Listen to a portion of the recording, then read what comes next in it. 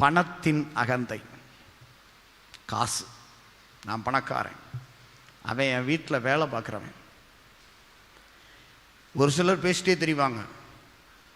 நாங்கள் கிராமத்தில் எங்கள் தாத்தா நிலத்தில் தான் இவங்க அப்பா அம்மாலாம் வேலை பார்த்தாங்க. ஒரு சாமியாரை ஒரு நாள் ஒருத்தவங்ககிட்ட இன்ட்ரடியூஸ் பண்ணுறாங்க.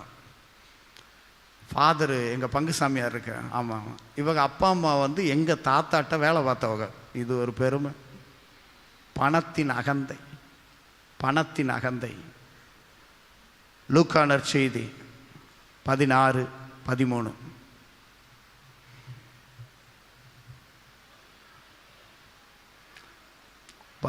லூக்கா 16:13. எந்த வீட்டு வேலையாலும் இரு தலைவர்களுக்கு பணிவிடை செய்ய முடியாது. ஏனெனில் ஒருவரை வெறுத்து மற்றவரிடம் அவர் அன்பு கொள்வார், அல்லது ஒருவரை சார்ந்து கொண்டு மற்றவரை புறக்கணிப்பார்.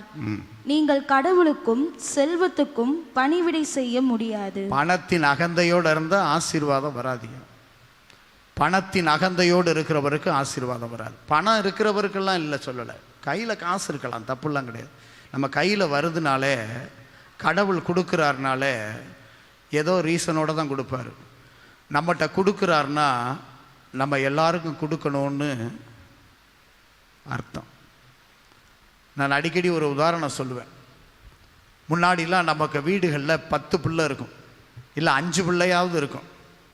பெரியவங்களுக்கெல்லாம் தெரியும், நம்ம வீடுகளில் 5 பிள்ளை 10 பிள்ளை இருக்கும். நம்ம அப்பா அம்மாவுக்கு, நம்ம தாத்தா பாட்டிக்கு.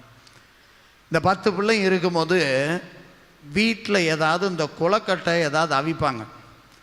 அவிச்சு மூத்த பிள்ளை முன்னாடி நிற்கும்.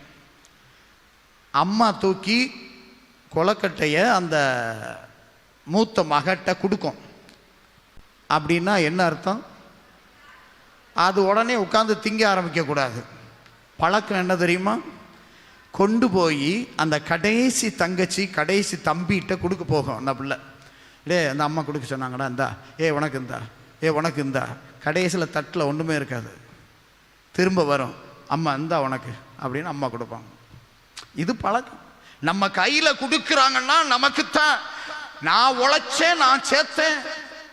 உழைக்க முடியாதவனுக்காக கொடுக்கப்பட்டது, அது தெம்பில்லாதவனுக்காக கொடுக்கப்பட்டது. இதெல்லாம் சிந்திக்க மனசு வரணும். என்கிட்ட காசு இருக்கு, என்கிட்ட இது இருக்குது, என்கிட்ட திமிர். அந்த பணத்து ஆசையும் பணத்தின் அகந்தையும் நம்மிடம் ஒழிக்கப்பட வேண்டும். நீ போய் உமக்கு உள்ளதெல்லாம் விற்று ஏழைகளுக்கு கொடு, பின்னர் வந்து என்னை பின்பற்று. 3வது, குடும்ப பாரம்பரியத்தினுடைய அகந்தை.